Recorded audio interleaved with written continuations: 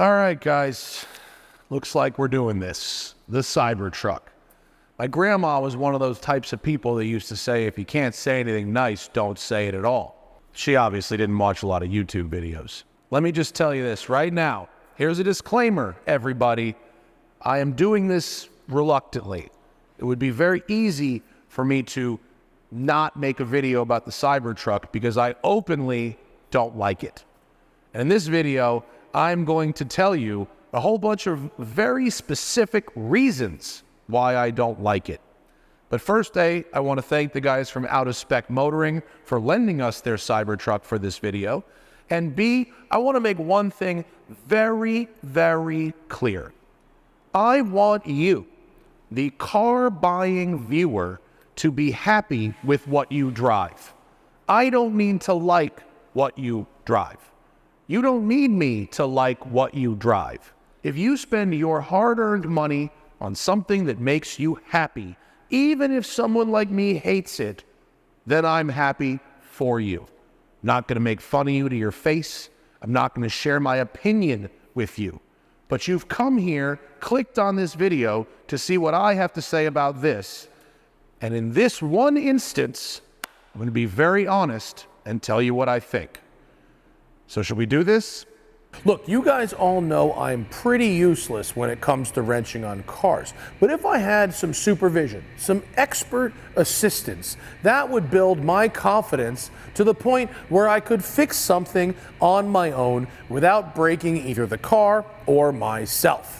Maybe you're a weekend mechanic who just wants to get better at your craft. Or maybe you want to fix that broken headlight without spending all kinds of money on a mechanic, and you just need someone to show you where to turn the screwdriver. Maybe you've got a project car and just need some ongoing help. Tinker DIY is a new mobile app that is exactly for that. It allows you to chat one-on-one with audio and video to a mechanic. They can help you out of that jam.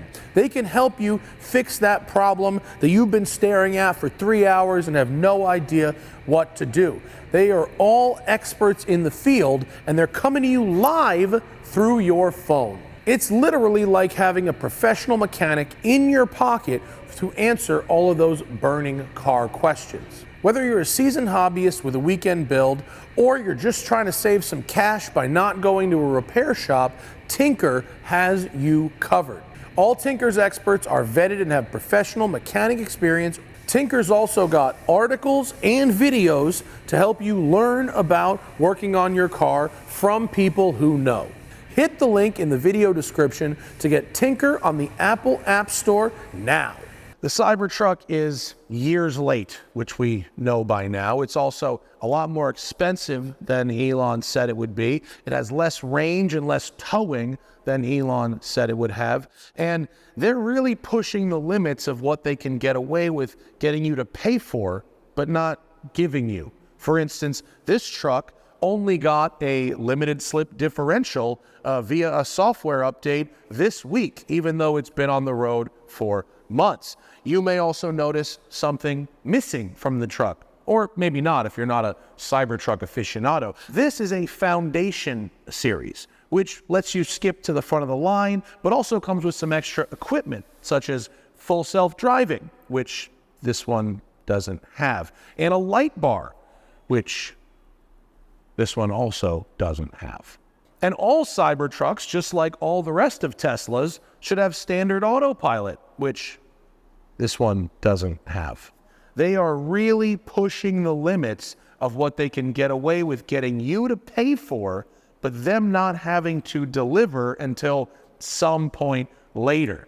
There was that Roadster that people paid 250 grand for, and there's no sign of. And now they are saying your truck comes with a light bar, but ain't here. You can say you like the shape of the truck, and that's fine. I won't argue with your personal taste, but one thing that drives me nuts is poor quality, especially for $100,000. And the build quality of how this body is assembled is, in both my and Out of Spec's opinion, worst in class.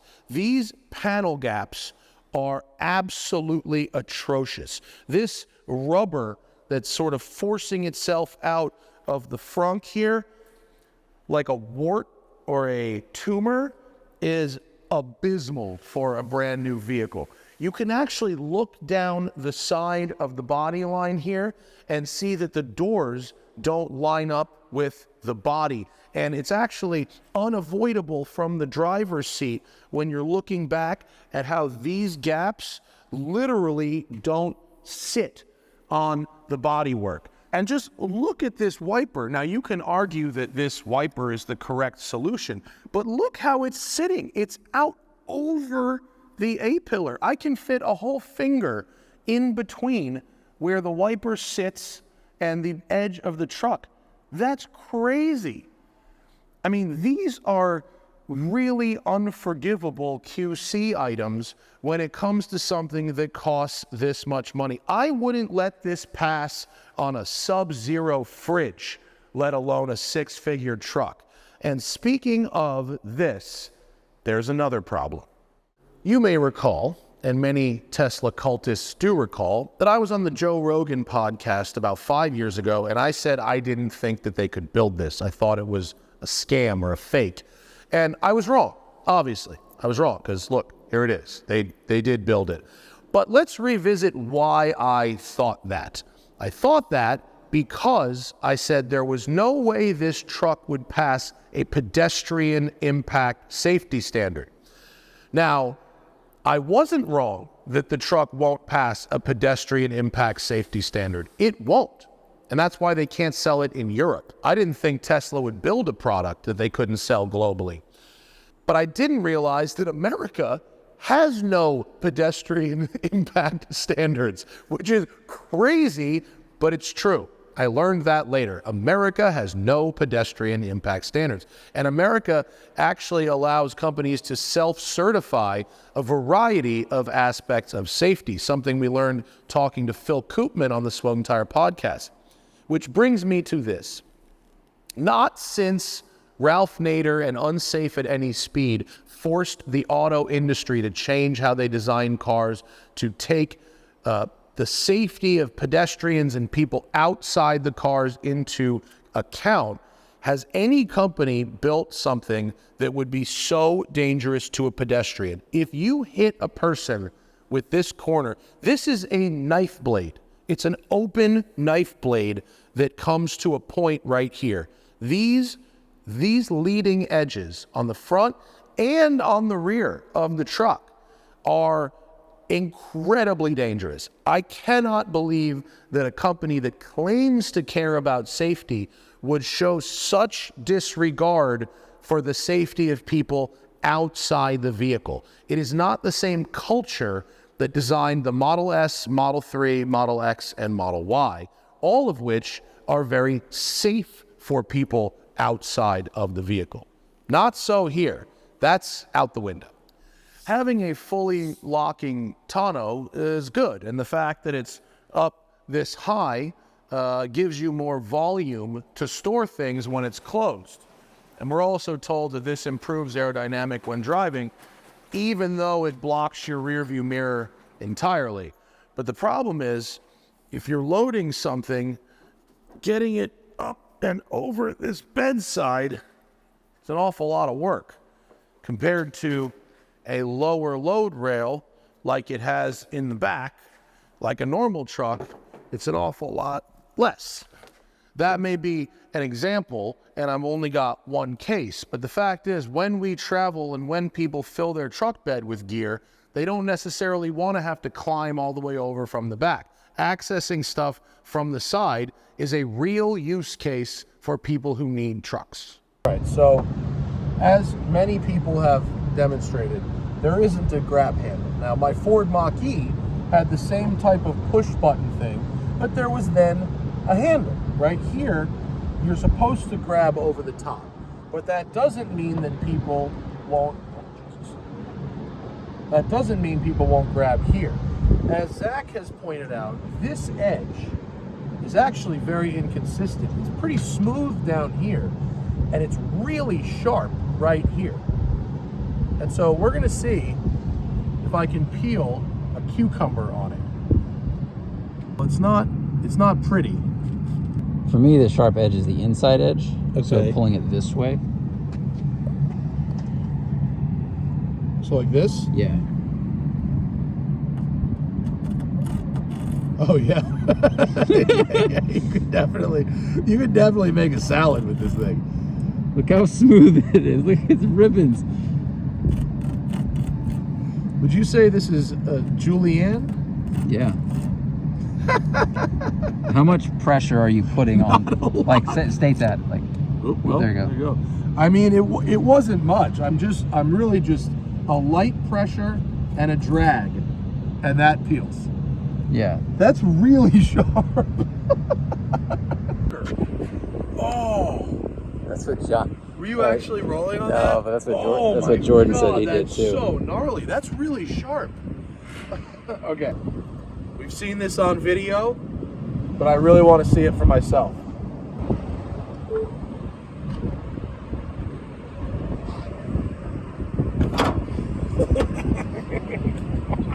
You can't believe it actually does that. Put it on ice and go to the hospital. Oh, man. Watch your fucking fingers. I know, right? I know. All right. So it gets pretty far in there. But what happens is when it reaches this, now this is actually, it's really hard. So the carrot, much like a finger, one might say, is a little closer to maybe the human hand versus this might represent a forearm.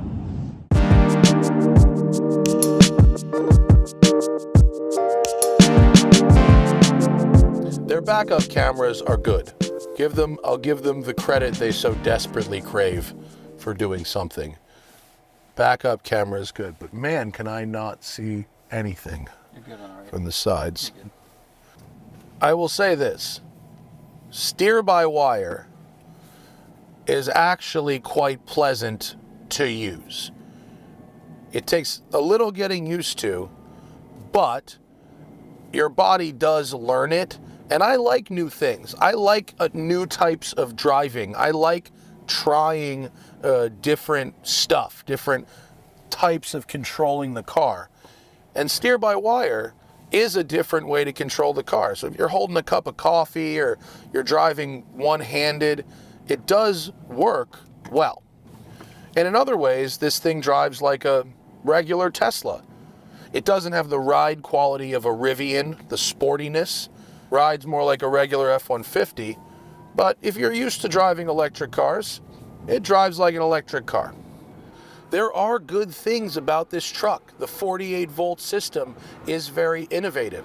Steer-by-wire is very innovative, even though I don't trust Tesla to implement it properly.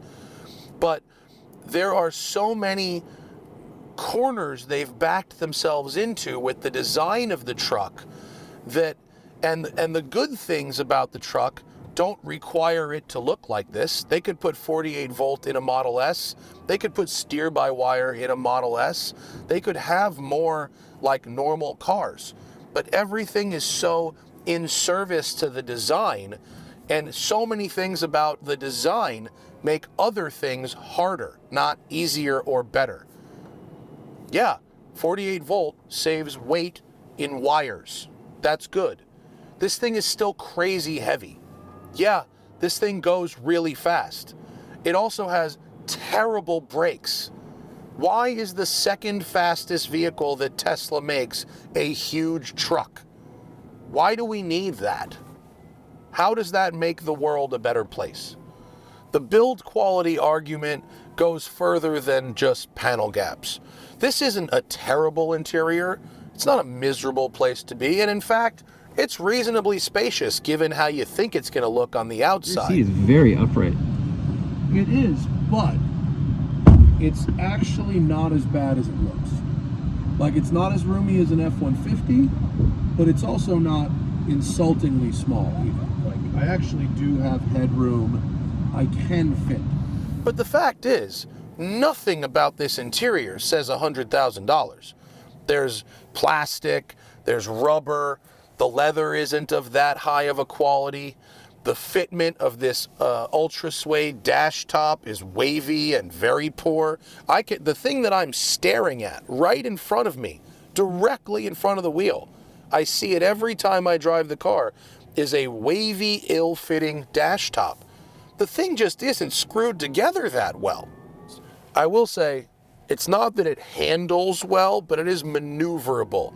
The steer-by-wire combined with the enormous angle you can get from the rear steer does allow you to make sort of tight U-turns and maneuver in parking lots.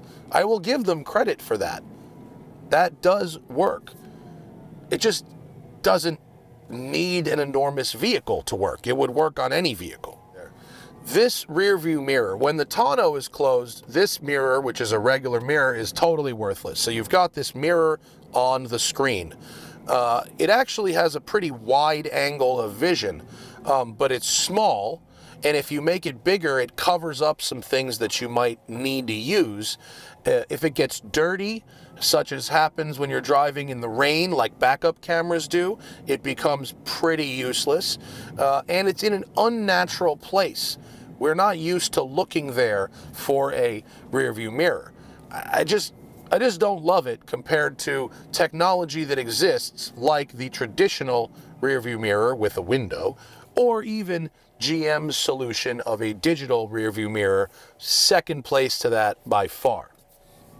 You know, this is sort of marketed as this post-apocalyptic vehicle, but anyone who's thought about the apocalypse for like more than superficially 2 seconds knows that reliable high voltage power generation is not something that we can expect in an apocalyptic situation.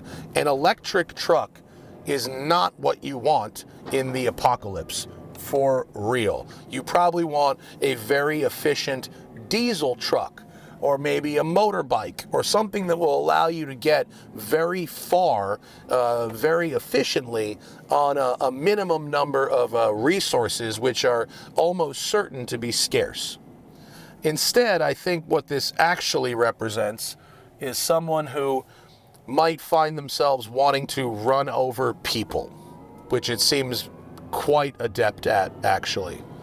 The thing that is perhaps most insulting about this truck is that the things that people really use trucks for, this isn't very good at. Loading things into the bed, working on a job site, operating things with gloves on, like if you were in the cold or construction, towing, etc. And therefore, I don't think it's going to talk many people out of their combustion truck and into a more efficient electric truck. I don't think it meets people where they are.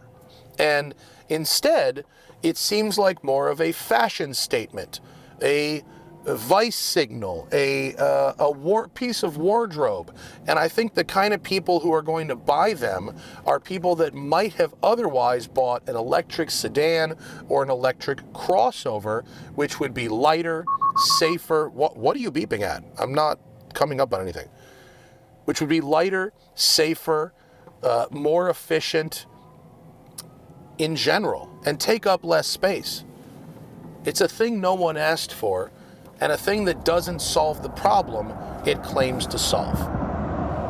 But perhaps the most insulting thing about the Cybertruck, other than the name, which the word cyber hasn't been cool since it was followed by sex in the 90s, is that it is so underdeveloped. You've got the panel gaps, you've got the fitment issues, you've got this accelerator pedal recall, which seems so dumb and obvious. And now you've got these wheel covers that are cutting into its own tires. How little testing do you have to do for the customers to find out that the wheel covers are cutting the tires? Like, would any other company, would Porsche, would Mercedes have not found out during its own extensive testing procedures that wheel covers are cutting the tires? It's basically unfathomable that that would happen, and yet, here we are. So, look, we started this video saying I don't like this thing, and I haven't really changed my mind from driving it around. It's way faster than it needs to be. Okay, great. You built a fast truck. It's not the first fast truck. It does have a couple of redeeming qualities, but none of the redeeming qualities require the negative things in order to exist.